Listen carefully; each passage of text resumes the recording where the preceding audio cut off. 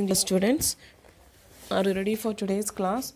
Okay, in the last class we discussed about the fertilization process. So till I move to the next topic, that is called the germination of the pollen grains in your textbook page number 40. Okay, after the entry or the pollen grains that germinates only if it is falls on the stigma of the flower, okay, or the same species of the plant. Otherwise, it gets disintegrates. We know that the pollen grains on falling on the stigma is stimulated for the germination.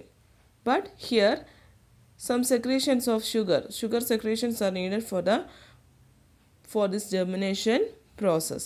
ഇപ്പോൾ pollen grains ഫ്ലവറിൻ്റെ സ്റ്റിഗ്മയിലേക്ക് വന്ന് വീഴും. After that, it stimulate germination process due to the secretion of sugar by the stigma. Okay, and through a point in the axine, a pollen tube that grows out of the pollen grain. അപ്പം ആ എക്സൈൻ അല്ലെങ്കിൽ ആ സ്റ്റിഗ്മയിലേക്ക് വന്നിരിക്കുന്ന pollen tube, എക്സൈൻ അറിയാം നിങ്ങൾക്ക്, pollen ട്യൂബിൻ്റെ ഏറ്റവും പുറത്തുള്ള ലെയറിനെയാണ് നമ്മൾ എക്സൈൻ എന്ന് പറയുന്നത്. ആ എക്സൈനിൽ നിന്നും എന്തോ ചെയ്യുന്നുണ്ട്, എക്സൈൻ ബ്രേക്ക് ഡൗൺ ചെയ്ത് പെതുക്കി ഒരു പോളൻ ട്യൂബ് പ്രൊഡ്യൂസ് ചെയ്യും. ആ പോളൻ ഗ്രെയിനിൽ നിന്നും ഒരു പോളൻ ട്യൂബ് പ്രൊഡ്യൂസ് ചെയ്യും.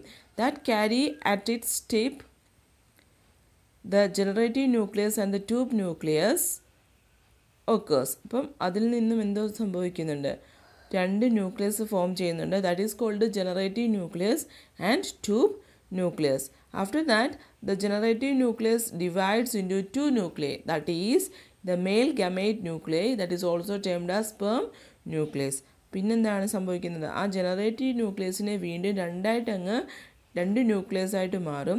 That is male gamete nuclei. That male gamete nucleus that is also termed as sperm nuclei. Thus there are 3 nuclei which are not separated by the cell wall. അപ്പോൾ ആകെ കൂടെ 3 nucleus അതിനകത്ത് കാണും. പക്ഷെങ്കിൽ അവിടെ cell wall എന്തെങ്കിലും ഉണ്ടോ?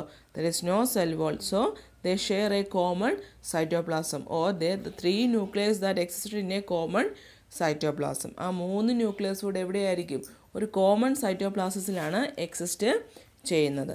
Okay, after that the pollen tube grows through the stigma and the style by dissolving the tissues, help of the enzymes and reach the ovary. After that, നിങ്ങൾക്ക് ഈ ഫിഗറിൽ കാണാൻ പറ്റും, ദ പോളൻ ഗ്രെയിൻസ് എന്തായിട്ട് മാറുന്നു, pollen ട്യൂബായിട്ട് മാറുന്നു. After that it is reaches into the ovary.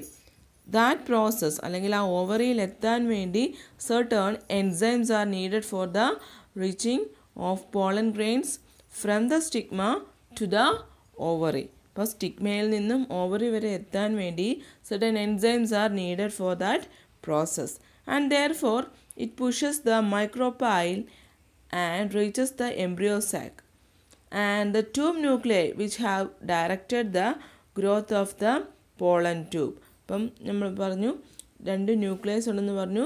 എന്തൊക്കെയായിരുന്നത്? Generative ന്യൂക്ലിയസും അതുപോലെ തന്നെ ട്യൂബ് ന്യൂക്ലിയസും. ഈ ട്യൂബ് ന്യൂക്ലിയസ് ആണ് എന്തിനെ ഡയറക്റ്റ് ചെയ്യുന്നത്?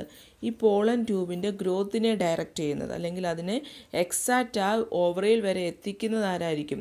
ഈ ട്യൂബ് ന്യൂക്ലിയസ് ആയിരിക്കും. Okay, and now the pollen tube enter one of the synergids and release its to sperm nuclei. അപ്പോൾ നമ്മൾ പ്രീവിയസ് ക്ലാസ്സിൽ പഠിച്ചായിരുന്നു, ആ മൈക്രോപൈലാർ റീജിയണിൽ എന്തുണ്ട്? ഒരു എക്സെല്ലും 2 സിനർജിഡ്സും ഉണ്ടെന്ന് പഠിച്ചായിരുന്നു. അതേപോലെ തന്നെ എങ്ങനെയായിരിക്കും ചലാസൽ എൻഡിലും അതുപോലെ തന്നെ ഒരു എക്സെല്ലും 2 സിനർജിഡ്സും ഉണ്ടെന്ന് പറഞ്ഞു. 3+3+1 അറേഞ്ച്മെൻറ്റ് നമ്മൾ പഠിച്ചതായിരുന്നു. അറ്റ് ദ സെൻട്രൽ കനാലിൽ ഒരു പോളാർ ന്യൂക്ലിയൈ ഉണ്ടെന്ന് പഠിച്ചായിരുന്നു അല്ലേ? അപ്പം ഇവിടെ എന്തോ ചെയ്യുന്നുണ്ട്, ഈ പോളൻ ട്യൂബ് എങ്ങോട്ട് എൻ്റർ ചെയ്യുന്നത്? മൈക്രോപൈലാർ റീജിയണിലെ സിനർജിഡ്സിലേക്ക് വരും. The pollen group enter one of the synergids and release its to sperm. അപ്പം ആ സിനർജിഡ്സിലേക്ക് വന്നിട്ട് അവിടെ എന്തോ ചെയ്യുന്നുണ്ട്, ഈ സ്പേം ന്യൂക്ലിയയിലെ 2 സ്പേം സെൽസിനെ അവിടെ റിലീസ് ചെയ്യും. Okay, and after that of these 1 sperm nuclei that fuses with the egg cell nucleus to form the zygote. അപ്പം 2 എണ്ണത്തിനെ റിലീസ് ചെയ്യുമെങ്കിലും അവിടെ എന്ത് സംഭവിക്കുന്നുണ്ട്? ഒരു സ്പേം ന്യൂക്ലിയസും എഗ്ഗും കൂടെ ഫ്യൂസ് ചെയ്ത് അവിടെ എന്തുമായിട്ട് മാറും? That develops into a zygote that is in diploid condition. Okay, അപ്പോൾ അവിടെ എന്തുമായിട്ട് മാറും?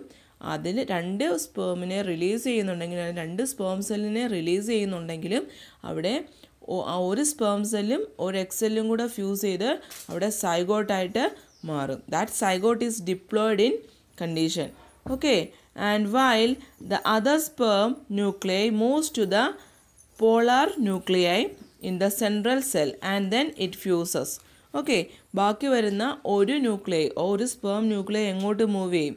The polar nuclei or in the central സെൽസിലേക്ക് മൂവ് ചെയ്യും. ആ സെൻട്രൽ സെല്ലിലേക്ക് മൂവ് ചെയ്ത് after that sperm cell again fuses with the polar nuclei and forms the 3 nuclei fuses together. That is called a triple fusion. Okay, അപ്പോൾ ആ central കനാലിലുള്ള ആ ഒരു polar ന്യൂക്ലിയുമായിട്ട് fuse ചെയ്ത് അവിടെ എന്ത് നടക്കുന്നത്? Here the triple fusion is taking place. That triple fusion is needed for the production of the endosperm nucleus or അതിനെയായിരിക്കും endosperm nucleus എന്ന് പറയുന്നത്.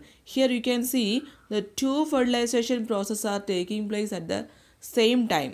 Okay, the altogether 2 fertilizations have occurs and hence the term is known as double fertilization. That is an important portion in this chapter. Okay, double fertilization. Clear ayallo? And what is, again I repeat, double fertilization means one sperm nuclei that fuses with the egg cell nucleus. As a result, here the zygote is formed. That zygote is in diploid condition.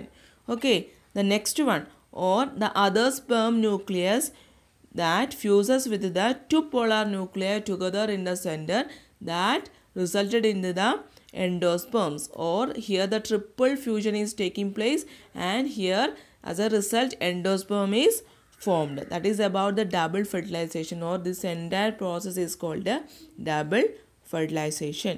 Clear?